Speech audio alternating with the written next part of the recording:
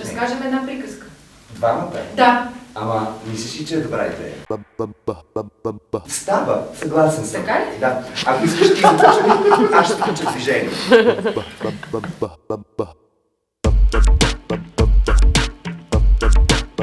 В един прекрасен пролетен ден. О, да. Пролет е, в гората е.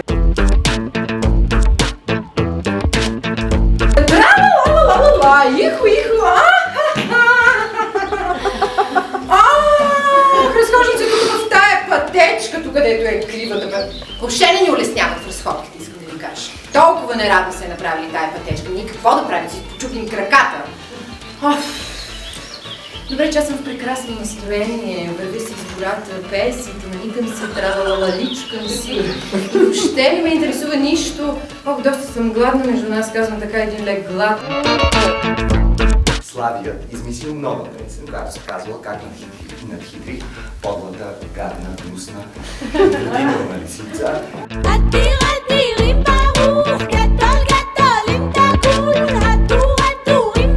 И е пеел една седмица без прекъсване всеки ден.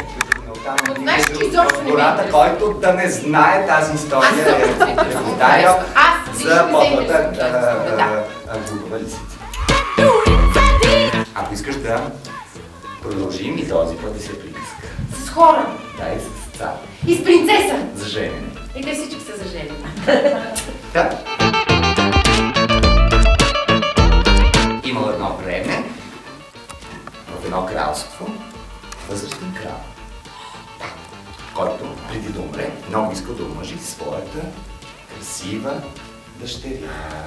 Тя била много красива, Тя нали? била много красива. Алелу, адирим баруху на хулал Адонай. Алелуя, алелуя. Понеже кралят бил много болен. Много болен. Много болен. Значи кралят бил много болен и много се притеснявал дъщеря му дали ще може да се ожени, да се омъжи. Да се омъжи. Затова той измислил начин, по който да предотврати нежелан и неудачен брак за своята дъщеря. Дъщеря. Хубава дъщеря. Много хубава. Много хубава дъщеря. Адонай, алелуя, алелуя, алелу афтей Адонай. Ела, дъще да чуеш какво е следно означава. Тук съм, татко. Много съм болен вече. Лечи се. Явно няма да се очаквам да те видя омъжена. И понеже се страхувам да не направиш грешен избор, а и светът е пълен с подли и нечестни хора, които се крият зад красиви лица и богатства. Затова ти оставам ето тези 3 ковчежи. Какво има в тях, татко? Така. Едното ковчеже е направено от злато, другото от сребро, а третото от олов. Да. Само в едно от тях е скрит твоят портрет. Обещай ми, че когато дойдат кандидати за твоята ръка, ще ги заведеш в стаята с ковчежищата и ще им поставиш задача да изберат. И така, злато, сребро и олов. Златата е най-красивото нещо на света, а и такава красота като вашата не може да се сравни с нищо друго, освен с злато. Задачата се оказа прекалено лесна, принцесо. Подайте ми ключа, за да извадя от портрета да ви отвърна. Който в златото се вгледа, нивга няма да прогледа. Има алчност там, където трябва да му е сърцето. Къде ви е портрета, принцесо? Нищо не разбирам. Какво става тук? Принцесата нямала търпение този отвратителен жених да се отмахне веднага от... Колко доволна била тя, че той не успял да намери портрета и в 3 ковчежета. Моя замък палим само там, където съм аз. Останалите слугите стоят на тъмно. За какво има осветление? Тук много на широко живеете, това ще се промени. Но то не е сигурно, че аз ще се омъжа за вас.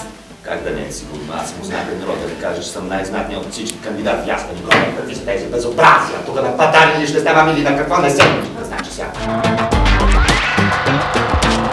Изпира уловното ковчеже. Ето, знаех си, в недооценените неща понякога се съдържа най-ценното. Да. И така, принцесата се омъжила за поета. Защото поета направи верния избор. И бил най-подходящия. С чиста душа. Също така те заживели щастливи до края на дните си. Да. Да, много. Много хубаво.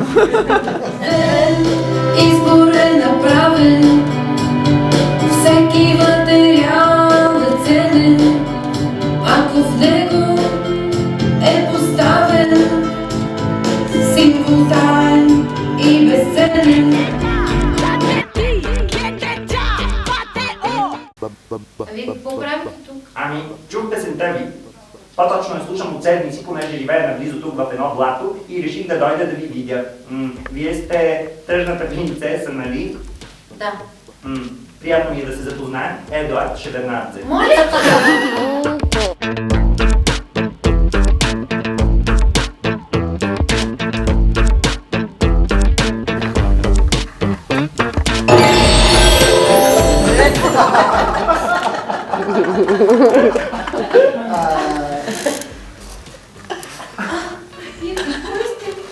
Аз съм принц.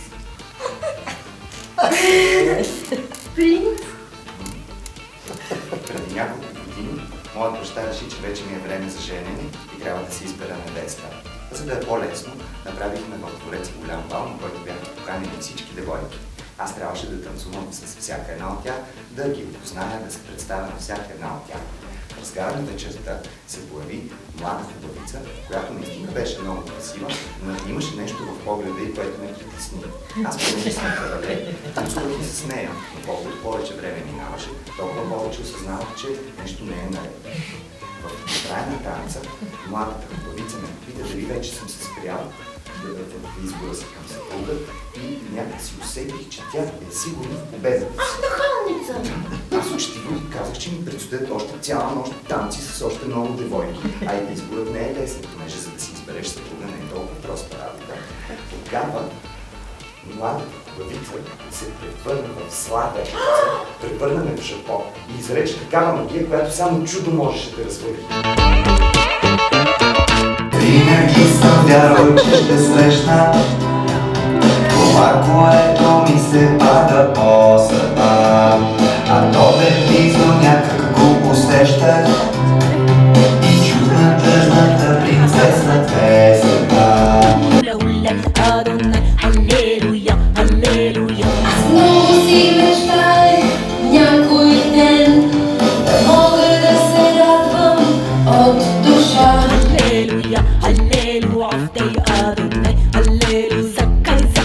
Но има нещо ясно като ден. Дали да си добър, ти сам избираш. Това разказваме ние на малки и големи и решаваме ние приказни задачи. Вълшебните ни, нашите уреми, защото Ние сме приказните разказвачи. Ох, ами с тези няколко думи искам да ти кажа, че за мен беше голямо удоволствие. И за мен така. Голяма работа си. И ти. Но който се го може, се го може. Да. Ами, до следващия път.